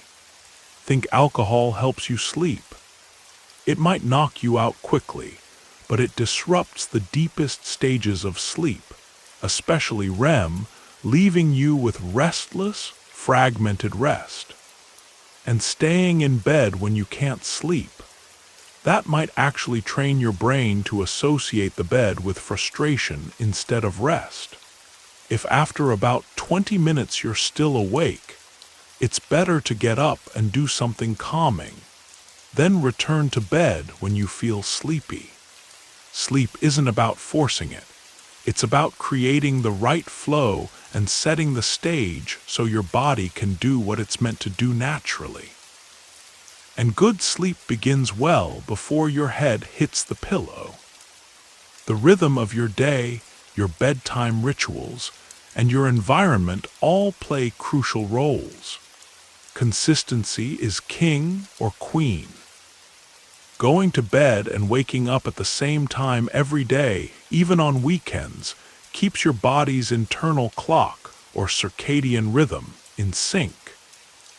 This rhythm controls hormones, body temperature, and the drive to sleep. The more steady your schedule, the stronger these natural sleep signals become. Wind down with intention. Your brain doesn't switch from wide awake to deep sleep instantly. It needs a gradual slowdown. Start at least an hour before bed by dimming lights, turning off or lowering screens, avoiding stressful topics, and doing calming activities like reading, stretching, journaling, or meditating. This creates a buffer zone, a clear break between the busy waking world and the calm of rest. Your bedroom should be a sanctuary for sleep. Keep it cool, ideally between 60 and 67 degrees Fahrenheit or about 15 to 19 degrees Celsius. Make it dark with blackout curtains or a sleep mask. Keep noise minimal or use white noise or earplugs if needed. Comfortable bedding and a good mattress are key. And remove clutter. This space should feel peaceful, not like an office or storage room. Sleep also depends on your hormones working in harmony. Morning sunlight is your best friend. It signals your body to stop producing melatonin, the sleep hormone, and to raise cortisol, the hormone that helps you wake up and feel alert. Try to get outside or near a bright window within the first hour of waking. At night, dim lights and reduce exposure to blue light from screens, which suppresses melatonin production. Use blue light filters on devices or better yet, swap screen time for analog calming activities. Watch your caffeine intake. Caffeine lingers in your system for 5 to 6 hours. So, if you have coffee at 4 in the afternoon, it's still affecting you at 10 at night. Try to cut off caffeine after 2 in the afternoon or even earlier if you're sensitive. Alcohol might help you fall asleep faster, but it fragments your sleep cycles, disrupts REM sleep, and can cause you to wake up early. If you drink, stop at least 3 hours before bedtime. Sometimes your body is ready for sleep, but your brain is. To ease this, try journaling to dump your thoughts before bed. Write down worries, plans, or feelings to clear your mind. Meditation and breathwork like box breathing or guided sleep meditations lower your heart rate and reduce stress hormones, shifting you into a relaxed state ready for rest. If insomnia or sleep anxiety are issues, cognitive behavioral therapy for insomnia, CBTI, can help reshape how you think about sleep. A key mindset shift is to stop trying so hard to sleep, focus on resting, and let sleep come naturally. If you do everything right but still struggle, consider underlying issues like sleep apnea, restless leg syndrome, depression, or chronic pain. Keeping a sleep diary can help spot patterns and triggers. Notice what's on your mind as you try to fall asleep. If anxiety or stress take over, peaceful sleep will be elusive. Short-term sleep aids might help, but always under medical guidance. Long-term, aim for behavioral and lifestyle changes and consult a sleep specialist if needed. You don't have to fight sleep struggles alone. Sleep isn't a weakness, it's your core power source. Better sleep means sharper focus, more energy, stronger resilience, and yes, even richer dreams. So take these insights, build your personalized sleep ritual, let it grow with you. And when night comes, remind yourself that this is not lost time. It's time returned to your body, mind, and soul.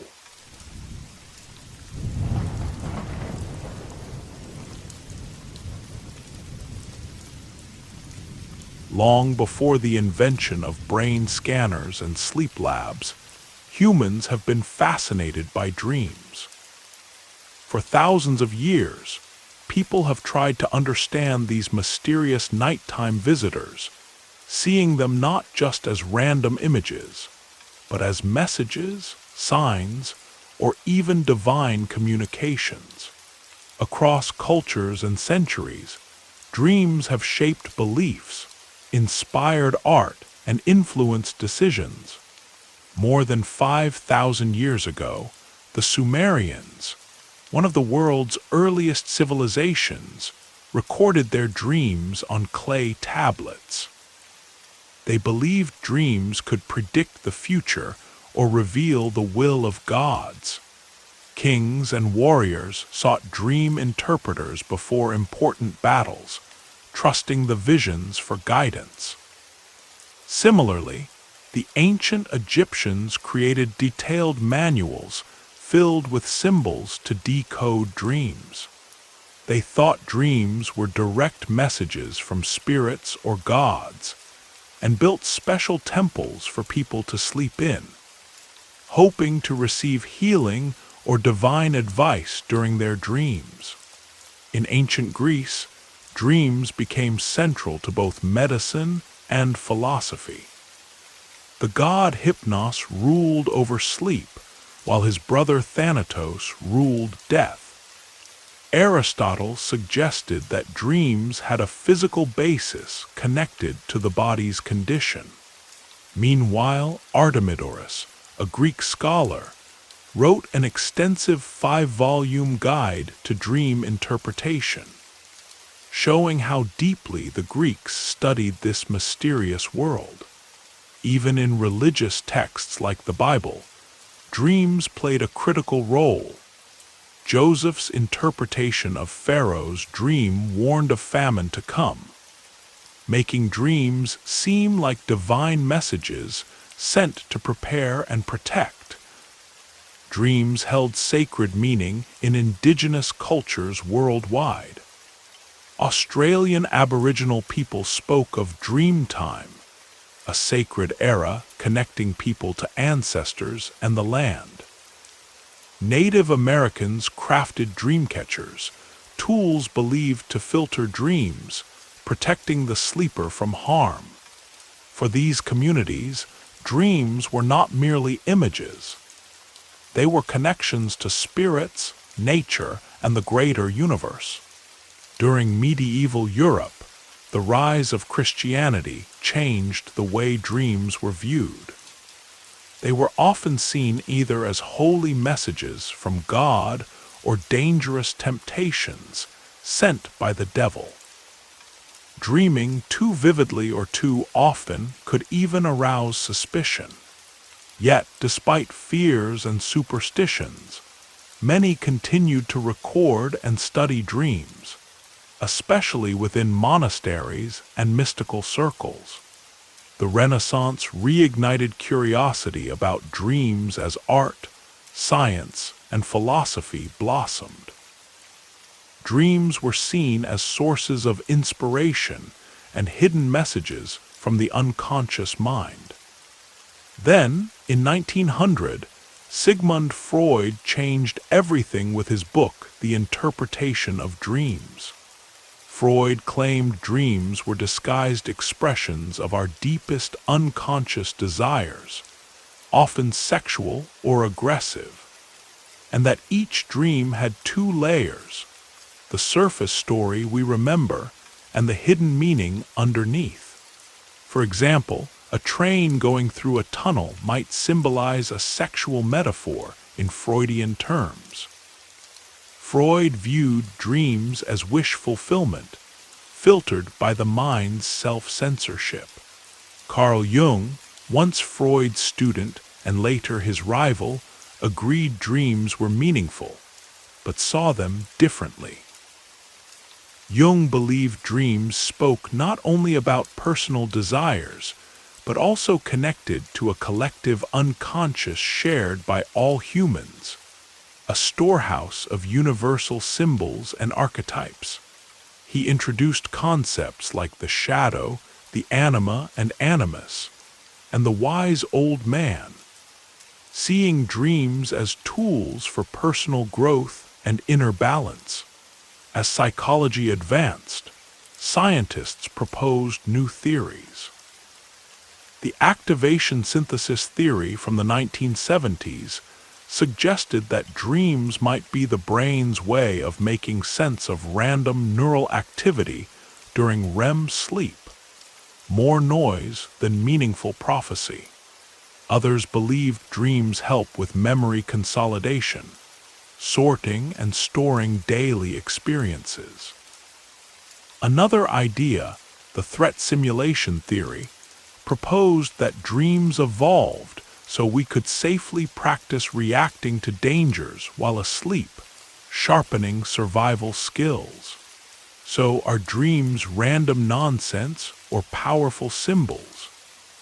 Science hasn't settled on a single answer, probably because dreams are both data dumps and myth makers at once. Today, dream dictionaries promise to decode symbols like spiders, flying, or losing teeth. But experts warn that universal meanings are tricky. Dreams are deeply personal. What a snake means in your dream might be very different from what it means to someone else. The key is to ask not just, what does this symbol mean? But what was I feeling during the dream? Where in my life does this feeling appear? Across history and cultures, dreams reflect the beliefs, fears, and hopes of the people who have them. Whether seen as divine messages, psychological insights, or brain noise, dreaming remains a universal human experience. Kings and children, mystics and scientists, all have dreamed and all have asked, what does it mean? In searching for that meaning, perhaps we discover not just more about sleep, but about ourselves.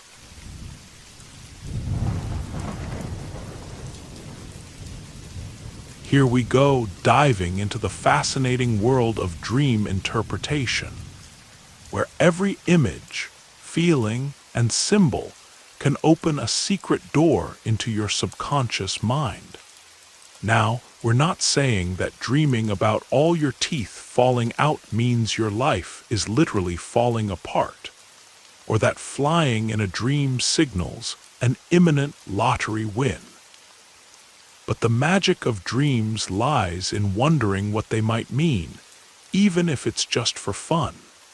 So tonight, let's play the role of curious explorers, stepping into your brain's own theater of the absurd, where you've just received the script to a dream.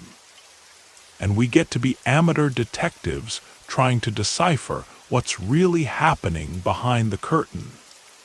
When people discuss interpreting dreams, there are usually two main camps: those who believe dreams carry deep, symbolic meaning, and those who see them as entertaining but mostly random nonsense. The truth, it probably sits somewhere in between. Dreams don't speak plainly. They don't come with subtitles. Instead, they talk in metaphor, emotion, distortion, and symbols. And those symbols might mean something very different to you than they would to anyone else. Yet across cultures and centuries, some patterns keep popping up, some archetypes return again and again. Why is it that so many people dream about being chased, falling, or losing their teeth? What makes these scenes so universal, so human?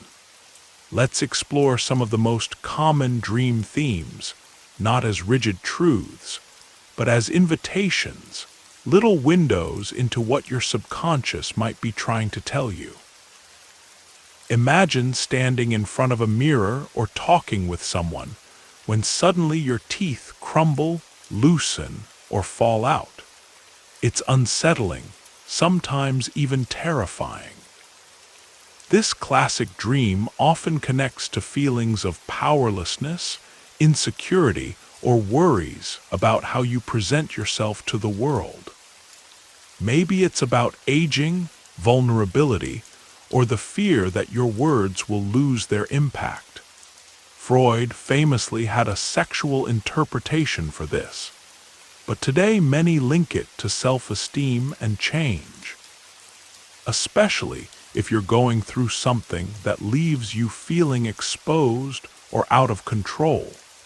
Now think about those dreams where you're running, breathless, chased by something, often a shadowy figure or a faceless presence just behind you. You never see exactly what's after you, but the panic is real. These dreams often arise when you're avoiding something important in waking life: conflict, responsibility, or difficult emotions.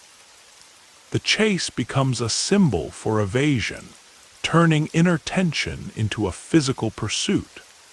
Flying dreams, on the other hand, can feel like pure freedom. Soaring high, arms spread wide, gliding effortlessly over rooftops or mountains. These dreams often carry a joyful, uplifting energy, symbolizing ambition, liberation, or rising above challenges. Yet flying can also represent escape, a wish to flee from something heavy or overwhelming. Pay attention to the feeling. Is flying light and easy, or a struggle to stay in the air?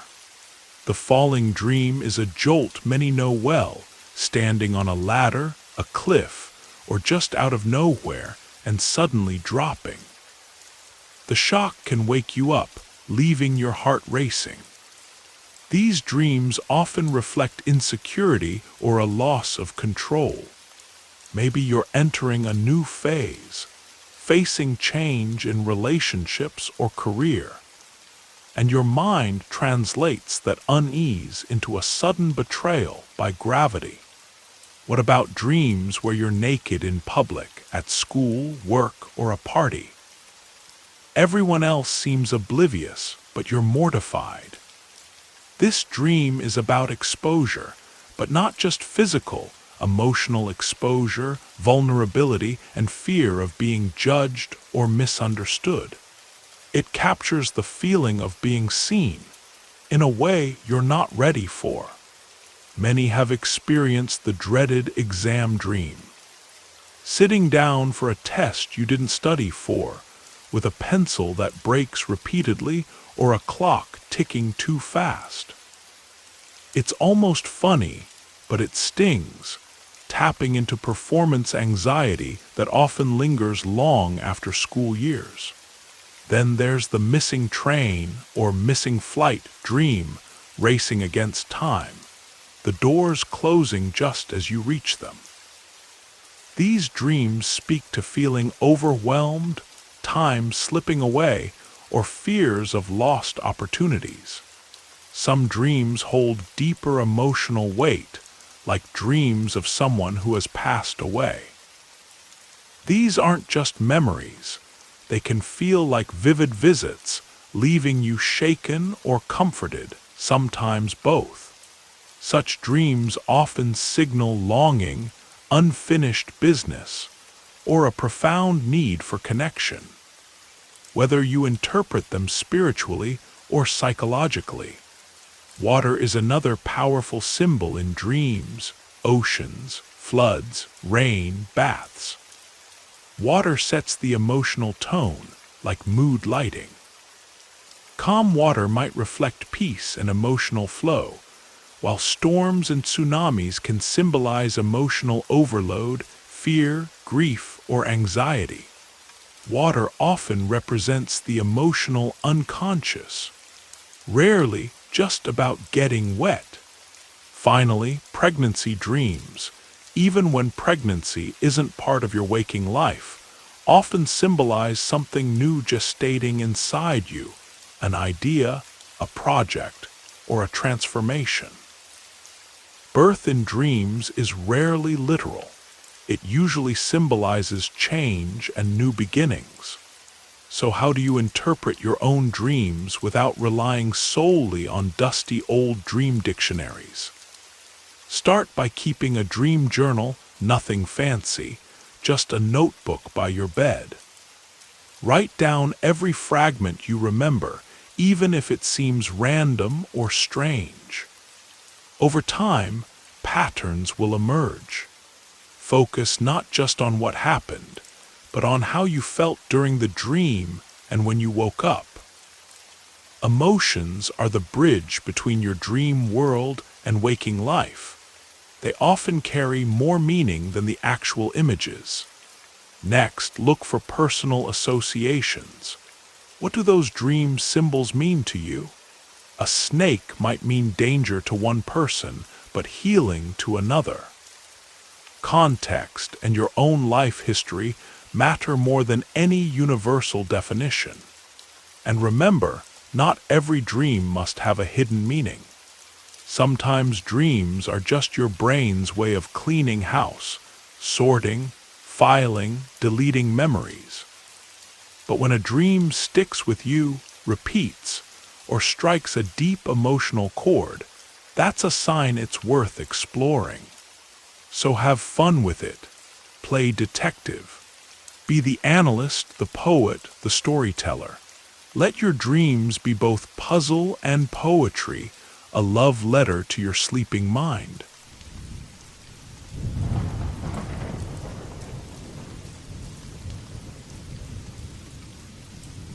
I want to talk to you not as a scientist or a narrator, but as someone who has truly been through it, someone who has wrestled with sleep, pleaded with it, feared it, and sometimes even resented it. But also someone who has come to deeply love sleep. Here's the truth I wish I'd heard sooner. Sleep is not a punishment, not a weakness, not a boring chore or a waste of time. It's not your enemy, nor is it something you just get over or try to catch up on.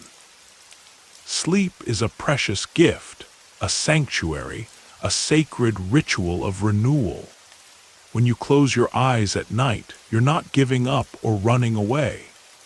You are offering up your mind, your muscles, your nerves, the unseen parts of yourself that work tirelessly every day. They finally get the care they deserve. Sleep is your body saying, "I've got this. Now you can rest." So please, don't think of sleep as the last thing on your to-do list. Think of it as the reward, the treat, the luxurious and essential reset you give yourself. Just like you nourish yourself with food, water, breath, and movement, you sleep not because you are lazy, but because you are human. We live in a world that worships hustle and measures worth by output, but rest is not the opposite of productivity. It is the source of it. Without sleep, your thoughts become blurry, your emotions unravel, and your body begins to wear down. But with sleep, you sharpen, stabilize, heal, and shine. On the days when life feels heaviest, when stress piles up, when your heart feels tired and the noise in your head won't stop, that's when you need sleep the most. Not less, but more. Sleep isn't indulgence, it's intelligence. It's how your brain rewires itself, how your immune system strengthens, how your cells repair, and how your emotional self recalibrates. Sleep is your anchor in the storm, and you don't have to earn it. You already have it. Every step you've taken, every thought you've held, every moment you've stayed strong, you've earned your rest. I speak from experience. I've battled insomnia, sleep paralysis, and hallucinations born from sleep deprivation. I'm not cured yet. These struggles are part of how my body copes under pressure. But when I listen honestly to my emotions and everything that's happening inside me, I've found ways to manage. Your bed is sacred. Use it only for sleep, not reading, not Netflix, not scrolling through your phone on lazy Sundays. Save naps for the sofa or a comfy chair and reserve your bed purely for rest. This trains your brain to connect the bed with sleep alone, no exceptions. Stick strictly to your schedule. Go to bed and wake up at the same time every day, weekends included. No sleeping in, no naps during the day. It's harsh at first, but your body adapts. A hot bath followed by a quick cold rinse can work wonders. This contrast relaxes your muscles, lowers your core temperature, and signals to your system that it's time to wind down. Stretch gently from head to toe, slow, deep stretches, or a little yoga. Breathe deeply and let relaxing music soothe every muscle and joint. Before bed, air out your room. A burst of fresh, cool air makes it easier to breathe and helps you sleep deeper. When anxiety creeps in or your mind races, try listening to a podcast. Not for the content, but for the calm rhythm of the voice, letting it lull your own thoughts into quiet. Choose pajamas that are soft, breathable, and comfortable.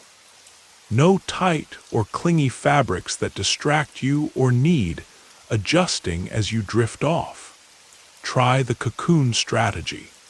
Build a small pillow fort around you, creating a comforting, grounding space that feels like someone's there, even if you're alone. Invest in your sleep sanctuary. A good mattress, supportive pillow, cozy bedding. Keep your bedroom softly lit with warm tones or fairy lights, turning it into a dreamy hideaway. Total darkness and cool temperature are non-negotiable. Blackout curtains, no electronics, and a chilly room set the stage for the deepest rest. Approach sleep like a sacred ritual. Dim the lights, slow your breath, thank your body and mind. Crawl into bed not like you're crashing, but like you're arriving, returning to yourself. You are not lazy for wanting rest. You are wise. Make sleep your priority, not an afterthought. Let it be the main event of your day, not the thing you scramble toward in exhaustion. The more you value sleep, the more it will give back energy, clarity, creativity, joy. Sleep is not a luxury. It is an act of self-respect. There will be nights when sleep is elusive, when thoughts spiral, when your body resists. That's okay. Don't fight it. Just breathe, rest, and let your mind wander without fear. Even when you're not sleeping, you are healing. Even lying still, your body finds its way back to balance. So, dear dreamer, thank you for joining me on this journey, for being curious, seeking answers, and staying open. Tonight and every night after, may you treat sleep not as a burden, but as a gift you get to receive. You have done enough today. You have been enough. Now let go, close your eyes. Surrender, your body will thank you, your mind will thank you. And tomorrow, you will wake with the kind of energy that only true rest can give. Sleep well, my darling. Dream boldly and never forget, you deserve this non-REM.